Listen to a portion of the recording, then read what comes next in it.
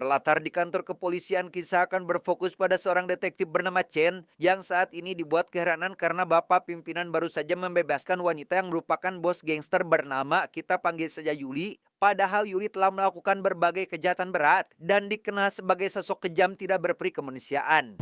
这世的这法律啊，是管穷人的，人家有钱有势的，谁管得了啊？你管得了啊？ Karena tidak ingin pelaku kejahatan berkeliaran bebas, malam harinya Chen yang terlihat mengenakan topeng penutup wajah pun berniat pergi ke markas Yuli bermaksud menghabisinya.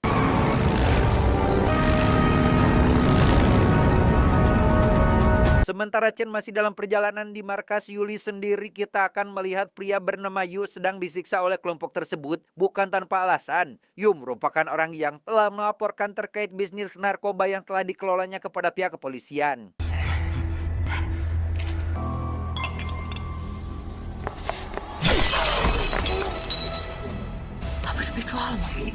Tanpa Yuli dan anak buahnya sadari, seorang reporter bernama Bai diam-diam mengambil foto kegiatan tersebut untuk mengumpulkan barang bukti kejahatan. Sampai akhirnya...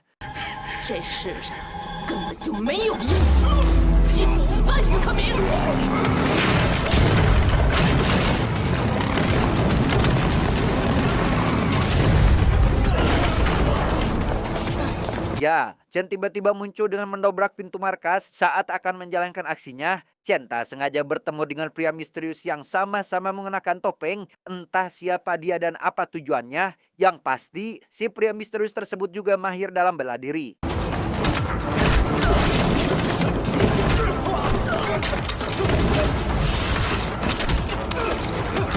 Sementara si pria misterius mengambil kotak berisi opium atau bahan baku pembuatan narkoba yang jadi tujuannya, Chen sendiri baru selesai dengan kroco dan langsung menghampiri Yuli untuk dihabisi. Sempat terjadi ketegangan karena Bai alias si reporter keluar dari persembunyian. Chen pun mengamankan Bai terlebih dahulu dan...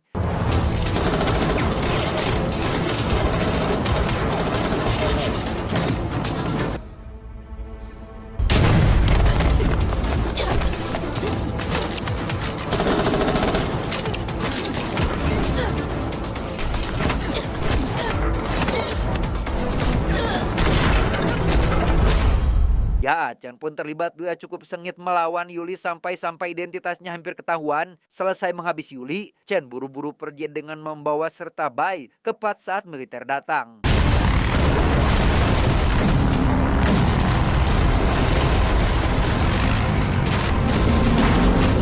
Setelah mengantar Bai ke tempat aman, keesokan paginya Chen pun kembali menjalankan rutinitasnya di kantor kepolisian seolah tidak tahu menahu terkait kematian Yuli. Di waktu yang sama, suami Yuli yang ternyata adalah seorang penasihat hukum bernama Zhao pun dibuat darah tinggi setelah mengetahui istrinya tewas.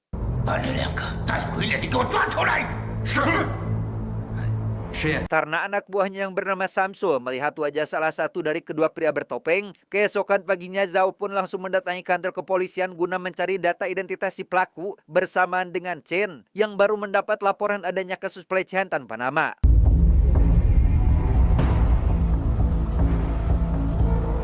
Sejenak kita tinggalkan dulu urusan Chen dan beralih pada seorang tukang becak yang sedang mengantarkan penumpang. Setibanya di lokasi tujuan, tukang becak itu pun dibuat terkejut saat menyadari jika si penumpang telah tewas dengan luka tikaman. Singkat cerita, esok pagi pun tiba. Mendapat laporan terkait kejadian semalam, Bapak pimpinan polisi pun langsung memanggil Chen ke ruangan guna memberinya misi khusus, di mana misi tersebut adalah menyamar sebagai murid di sekolah SMA untuk menyelidiki kematian si penumpang yang ternyata merupakan murid di sekolah tersebut. 我看你工作态度很端正，坐。那会不会凶手就是那个黄包车夫呢？不能是，不能是那车夫是我们的人。我们的人。 Bukan tanpa alasan, si penumpang yang bernama Gun merupakan anak seorang menteri sehingga pihak kepolisian sebisa mungkin harus memecahkan kasus ini. Alasan kenapa pimpinan ingin Chen menyamar sebagai murid adalah karena dia paling muda di antara yang lain dan satu-satunya petunjuk yang dapat mengarahkan pada si pelaku adalah sebuah kancing yang terlepas. 你看看咱们局里那几个货，不就是去学校调查几个小屁孩吗？局长，放心吧，保证完成任务。Sesuai perintah dari Bapak pimpinan, keesokan paginya Chen pun tiba di sekolah dan akan menyamar sebagai siswa pindahan dengan mengenakan seragam dan berpenampilan layaknya murid pada umumnya. Chen langsung masuk ke kelas dan mulai memperhatikan satu persatu murid yang kehilangan satu kancingnya.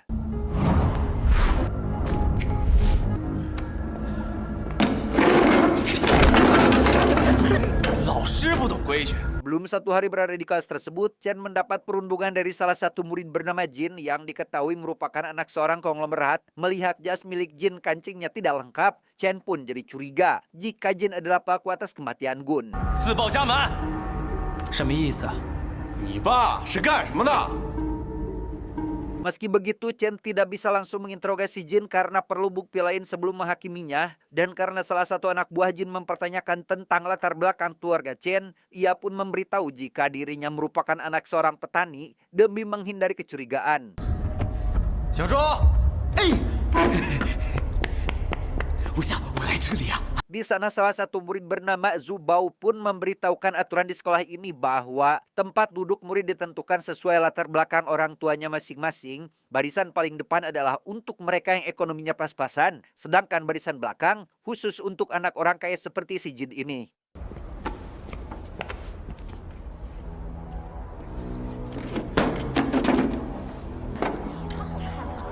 Dan ya, ketegangan pun terjadi karena Chen menolak pindah tempat duduk layaknya penguasa paling ditakuti di sekolah ini. Jin yang tidak memiliki adab sopan santun pun meminta bapak guru yang sedang mengajar untuk menghukum Chen saat itu juga.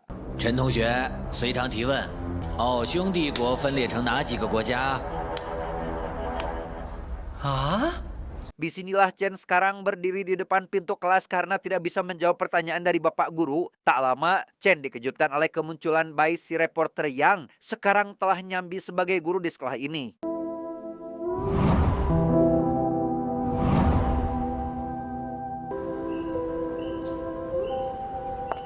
Memasuki jam pulang, Chen tak sengaja bertemu dengan penjual gorengan yang ternyata juga merupakan mata-mata dari kepolisian. Di mana si mata-mata yang bernama Li langsung mengajak Chen ke depan sebuah rumah mewah untuk menunjukkan tempat tinggalnya.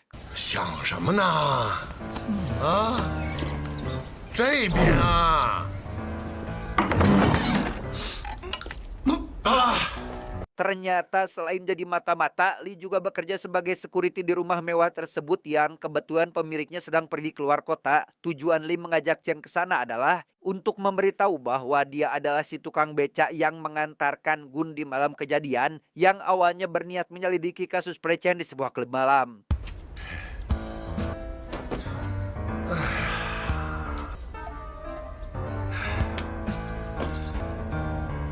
Pada malam itu Gun meminta Li untuk membelikannya sebungkus udun merek Hadmoon dari pedagang kaki lima. Namun sayangnya tidak ada. Saat kembali, ia sama sekali tidak menemukan adanya kejanggalan dan baru menyadari Gun tewas setelah sampai di lokasi tujuan. 人家少了个扣子，就说人家是杀人凶手，这证据不足吧？ 抓回来咱们咔咔一审，不就等于有证据了吗？ 不行，案子哪能这么差？ Keesokan paginya di sekolah, Chen sengaja datang lebih awal demi menemui Zhu Bao untuk bertanya soal kematian Gun. Namun saat Zhu Bao baru akan bercerita, Jin bersama beberapa rekannya keburu datang sehingga...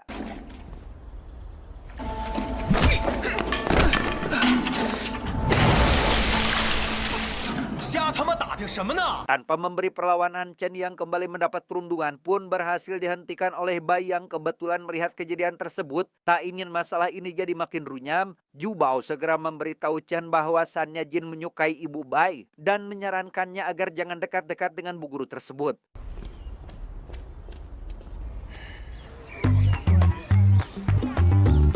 Hari demi hari melakukan penyamaran, Chen pun kerap tidak ikut mata pelajaran karena Jin terus saja mengerjainya. Bukan itu saja, penjaga kantin yang seharusnya menyiapkan MBG sesuai porsi kepada para murid telah diperintah oleh Jin untuk hanya memberi Chen jatah setengah porsi.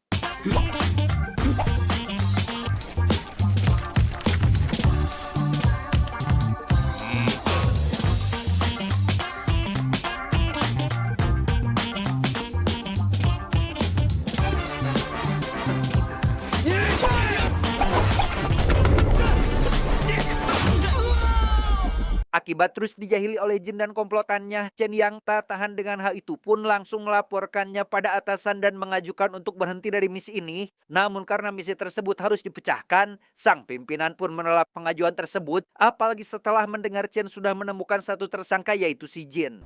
吴真，真把他抓回来，看看你是。别说你现在是证据不足，哪怕你是铁证如山，凶手也不能是吴真。 Alhasil, Chen pun mau tidak mau harus menyelesaikan misi ini dan kembali ke sekolah. Saat jam istirahat, ia yang sedang makan di kantin pun dihampiri oleh Bai yang kasihan terhadapnya karena selalu mendapat jatah makan setengah porsi.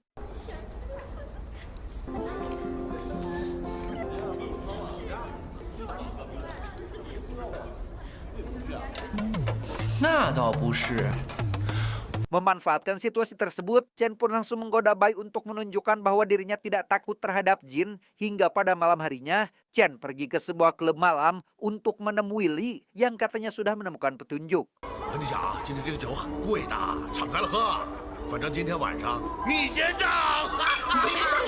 Ternyata alasan Li mengundang Chen adalah bukan karena memiliki informasi melainkan untuk mengajaknya hiburan. Sampai ketika Li tak sengaja melempar makanan ke dalam gelas milik anak buah Zhao, Chen pun terpaksa harus turun tangan dalam mengatasinya dan...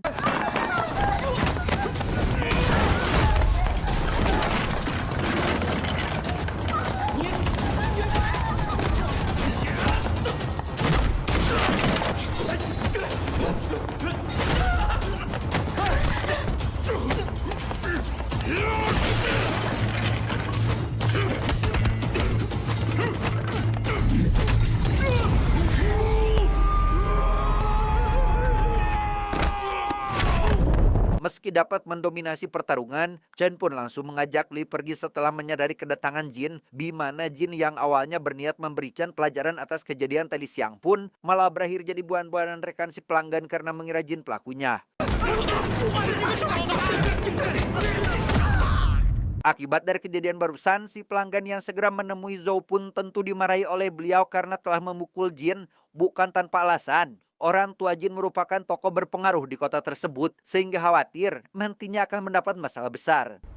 那小子是个高手， 戴着面具杀人劫货的两个人是高手。 Mendengar bahwa orang yang telah menyerang si pelanggan bukan jin, Zhou pun mengutus tangan kanannya bernama kita panggil saja Aceng untuk mencari tahu siapa sebenarnya orang tersebut karena curiga jika dia adalah salah satu dari pria bertopeng. 摸摸他的底。 Singkat cerita, esok siang pun tiba. Saat jam istirahat itulah Chen kembali menemui Zhu Bao untuk mempertanyakan soal kematian Gun yang belum selesai dibicarakan. Pada malam kejadian, itu ternyata bertepatan dengan hari ulang tahun Jin, di mana Zhu Bao dan beberapa teman sekelasnya juga ikut merayakan hari ulang tahun tersebut. 送给你了。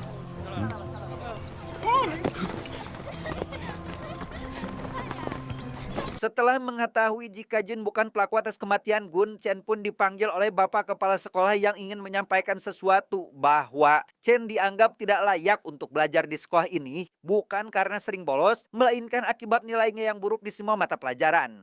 我可以帮他补习功课。这是本校最终的决定。不是，陈虎的档案呢？啊，他这个档案 Saat bapak kepala sekolah memutuskan untuk mengeluarkan Chen, datang seorang sekretaris dari Departemen Pendidikan yang diutus untuk memberikan sebuah berkas. Isi dalam berkas tersebut menyatakan bahwa Chen merupakan anak seorang ketua menteri pendidikan, sehingga bapak pimpinan pun langsung menarik kembali ucapannya saat itu juga. 这种好苗子，我们就这样开除了多可惜啊！你跟我们还是很好的。我真的一定要健康的断题。 Sekeluarnya dari ruangan, Chen langsung pergi ke lapangan karena sudah waktunya mengikuti jam pelajaran pelatihan militer, di mana bapak guru bernama Jin Hu diketahui merupakan mantan prajurit perang yang dikenal tangguh dan memiliki kemampuan bertarung luar biasa.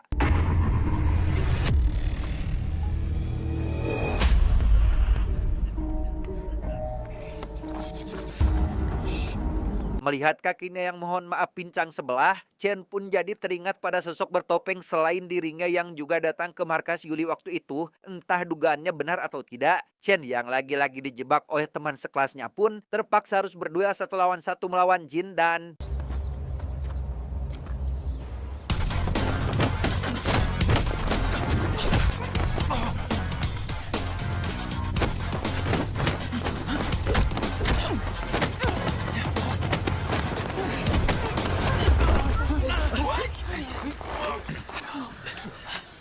Sejak hari itu, Chen pun jadi murid paling disegani bahkan diperlakukan layaknya raja oleh teman sekelasnya, di mana Jin dan temannya yang masih belum menerima kekalahan bahkan tidak berani lagi mengusik Chen seperti sebelumnya.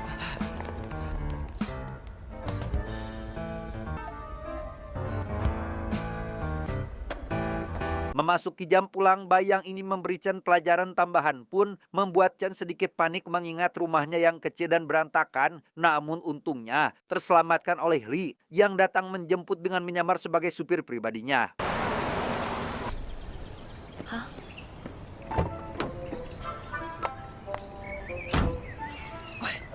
Setibanya di lokasi, Chen yang awalnya mengira akan dibawa ke tempat tinggal Li, dugaannya ternyata salah karena ayah Gun telah dengan sengaja menyewa rumah mewah untuk membantu Chen dalam melakukan penyelidikan, termasuk beliau jugalah yang membuat dokumen palsu agar Chen dianggap sebagai anak seorang menteri pendidikan.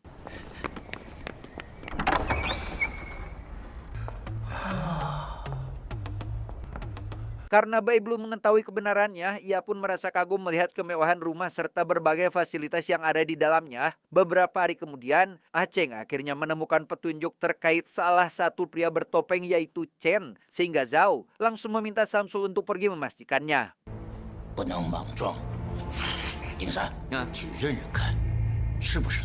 Berlokasi di halaman sekolah, Samsul dan beberapa kroco pun mengganggu seorang siswi cantik bernama Mi Jin untuk memancing kedatangan Chen. Namun yang datang pertama justru adalah Jin bersama teman badungnya dan...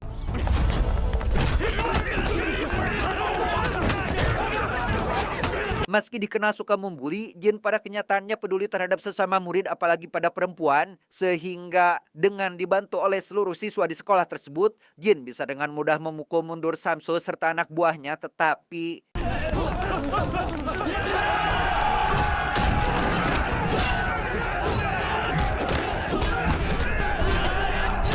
Ya, di luar prediksi Jin, Samsul ternyata membawa pasukan lebih banyak dan semuanya dibekali dengan senjata. Di tengah situasi seperti ini, Chen akhirnya muncul di tengah-tengah keributan sehingga...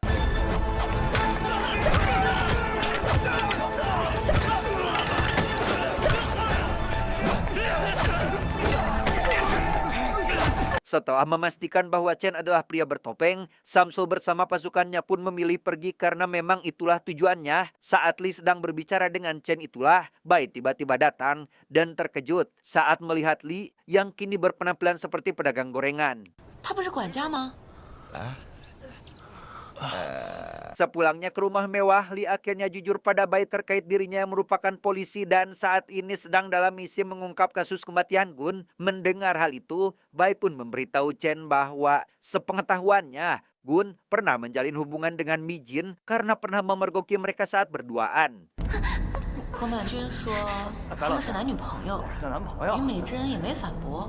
Tidak seperti hari-hari biasanya, Chen kali ini disambut hangat oleh teman sekelasnya yang kagum melihat kehebatannya kemarin. Tidak hanya mereka, Jin yang awalnya suka jahil terhadap Chen pun kini sikapnya telah berubah 180 derajat, bahkan sampai menyerahkan jabatannya selaku ketua kelas.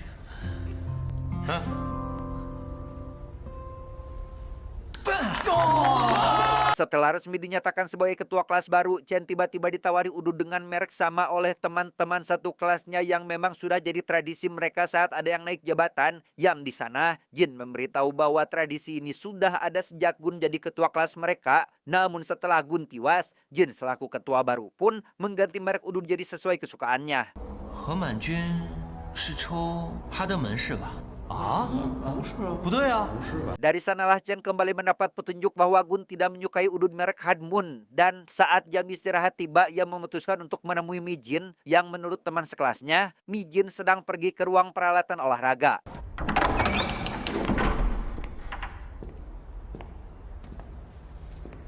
Setibanya Chen di ruang yang dimaksud, ia dikejutkan oleh lampu yang tiba-tiba mati dan...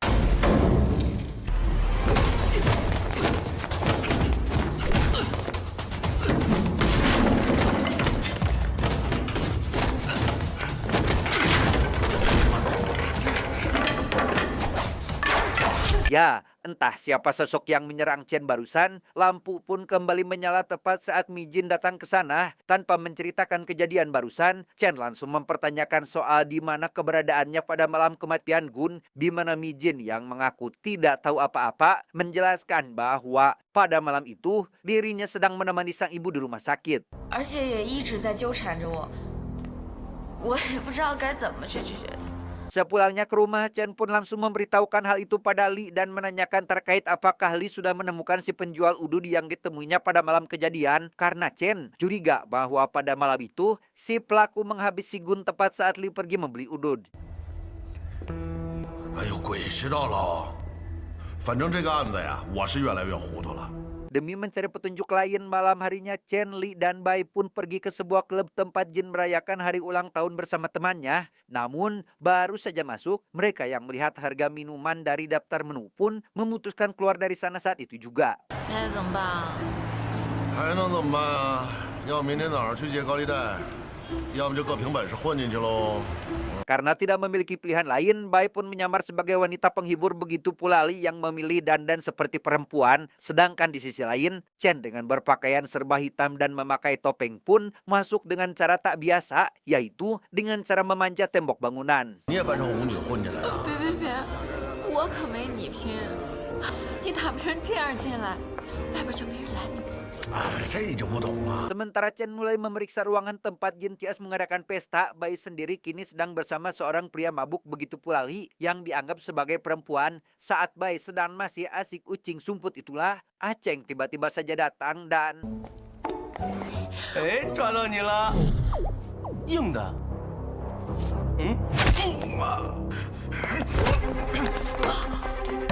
Ya, beruntung Chen datang tepat waktu dan langsung meladeni Aceng, di mana Chen cukup dibuat kewalahan oleh pria satu ini yang menggunakan pisau sebagai senjata sampai akhirnya...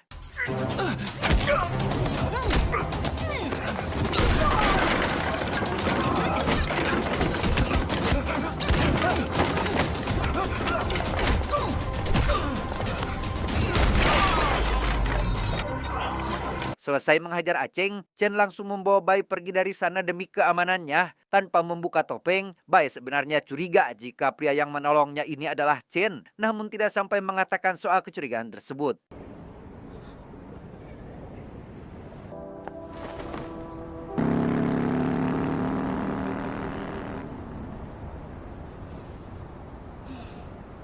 Singkat cerita, esok pagi pun tiba. Dengan mengenakan seragam polisi, Chen pun kembali menemui Mi Jin yang dianggap sebagai pelaku atas kematian Gun. Berlokasi di ruang interogasi, Chen mengutarakan penemuan bahwa pada malam kejadian, Mi Jin tidaklah menemani sang ibu di rumah sakit, melainkan datang ke acara pesta untuk membuat Gun mabuk berat.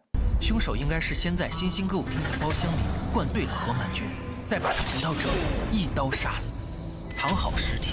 Selesai menghabisi Gun dan menyimpan jasadnya di pinggir gang, Mi Jin berpura-pura sebagai Gun untuk memanipulasi kejadian dimulai dengan naik beca. Setibanya di lokasi tempat jasad Gun berada, Mi Jin yang menyamar sebagai Gun pun meminta Li untuk membelikannya udud agar bisa memindahkan jasad Gun ke dalam beca.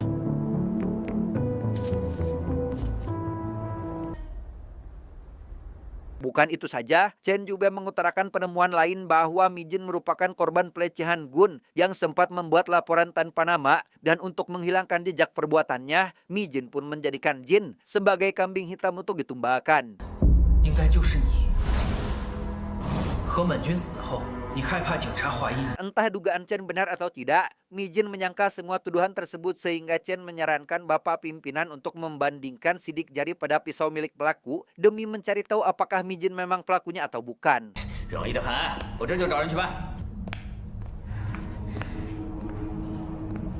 Sekeluarnya dari ruangan, Chen langsung menemui Bai yang tak percaya Mi Jin melakukan tindak kejahatan. Hingga tak lama, bapak pimpinan menghampiri Chen untuk memintanya agar mengakhiri penyelidikan ini karena akan menjadikan Mi Jin tersangka utama meski belum membandingkan sidik jarinya dengan yang ada pada pisau. 不是局长，哎，你放心，加薪升职，我不会食言的。陈虎，我看好你，好好干哦。Mendengar hal itu, Bai pun tentu merasa kecewa terhadap kinerja kepolisian yang tidak sungguh-sungguh dalam menangani kasus ini, sehingga ia langsung menemui Jin untuk meminta bantuannya dalam mengungkap sosok dalang di balik kematian Gun. 他不是坏，就是蠢。白老师，回头再说吧，我先去找陈虎。 Singkat cerita, malam pun tiba. Saat Li berada di luar itulah ia tak sengaja mendengar Jin Hu yang sedang memberi udun merek Hadmun dan teringat bahwa suaranya persis sama dengan sosok penumpang malam itu. Sehingga dengan cepat, ia pun segera pergi ke rumah mewah untuk mencari keberadaan Chen, tetapi... 陈虎，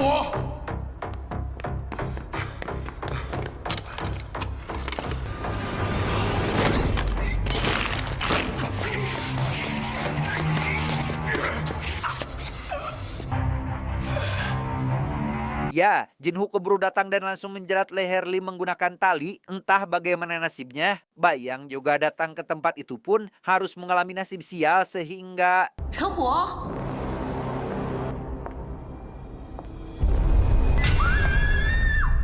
Sementara itu Chen terlihat menemui bapak pimpinan yang sudah mendapat hasil sidik jari pada pisau yang membuktikan bahwa Mi Jin bukan pelaku atas kematian Gun. Beliau yang awalnya akan menjadikan Mi Jin sebagai tersangka utama berubah pikiran karena anak buahnya tidak berani memasukkan kasus ini mengingat latar belakang ayah Gun yang merupakan seorang menteri. 我能有什么办法呀？ Dengan fakta bahwa Chen harus kembali menyelidiki kasus ini, ia pun langsung pergi ke rumah mewah untuk menemui Li. Melihat Bai sedang disekap oleh Ji-hun, Chen akhirnya sadar bahwa dalang di balik kematian Gun adalah pria yang saat ini ada di hadapannya. 丽达呢？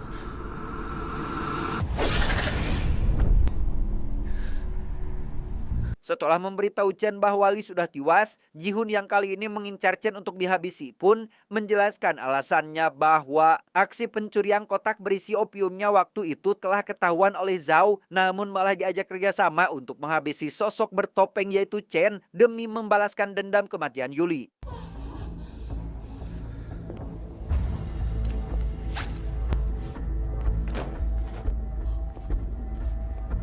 Mendengar hal itu, Chen yang emosi pun langsung menghampiri Ji-hun untuk menangkapnya, tetapi...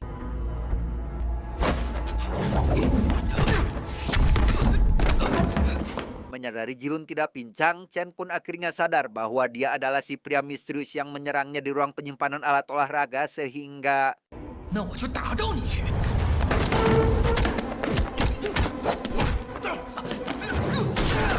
Dan ya, buaya seni pun terjadi di mana Chen benar-benar dibuat kewalahan dalam menghadapinya. Dalam situasi terdesak, Chen pun akhirnya mulai bisa membalikan keadaan setelah berhasil melukai bagian kaki Ji-hun.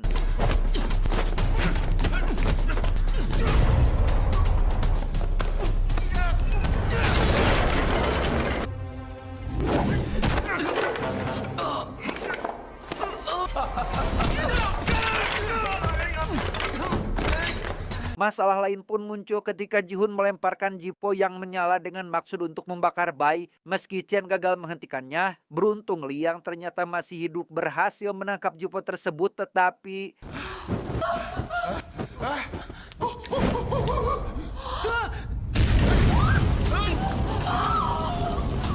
Sementara Chen berusaha menyelamatkan Bai, Li sendiri harus berjuang menahan Ji-hun agar tidak kabur. Di tengah situasi seperti ini, Bai sempat-sempatnya memeluk Chen karena kecurigaannya tentang sosok pria bertopeng terbukti benar. Dan Chen sekonyong-konyong malah menikmati momen langka tersebut.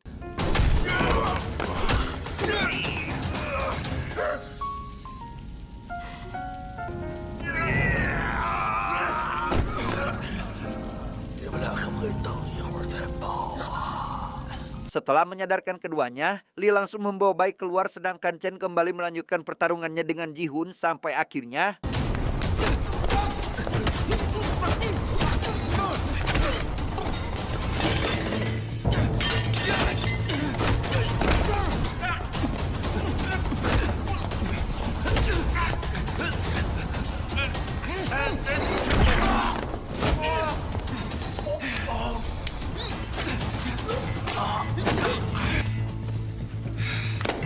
Selesai menangkap Ji-hun, keesokan harinya Chen kembali menemui Mi Jin untuk menginterogasinya yang terakhir kali, bukan tanpa alasan. Hasil dari interogasi tersebut, Chen menemukan sebuah fakta baru bahwa Mi Jin adalah orang yang memergoki Ji-hun saat sedang menyembunyikan opium curiannya di ruang penyimpanan alat olahraga. Dan karena tidak ingin celaka, Mi Jin pun menjadikan Gun sebagai kambing hitam untuk sekalian membalaskan dendam. 那天发现李金虎在体育器材室里藏鸦片的人，不是何满全，而是 Pada akhirnya Mi Jin mengakui tuduhan tersebut, tapi sebelum itu ia pun menceritakan alasan kenapa dirinya benci terhadap sosok Gun, bahwa semua itu bermula sejak kakaknya melakukan kesalahan di militer dan Gun, yang notabene anak seorang menteri pertahanan, memanfaatkan celah itu untuk bisa melecehkannya dengan janji manis sang kakak tidak akan dikeluarkan dari militer.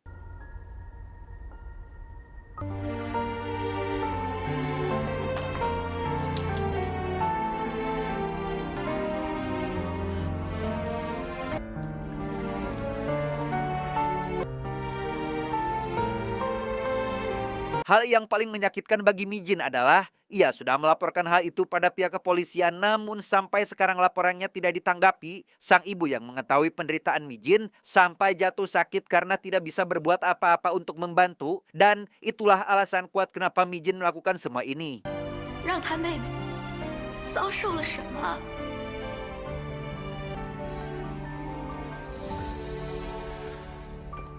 Mendengar pengakuan tersebut, Chen yang penasaran dengan siapa nama kakak Mi Jin pun benar-benar dibuat terkejut saat mengetahui jika si Mi Jin ini merupakan adik dari Yu, pria yang waktu itu dihabisi oleh Yuli. Sehingga dengan berat hati, Chen pun memberitahukan kabar duka tersebut dan langsung pergi untuk memburu Zhao serta dengan kelompoknya.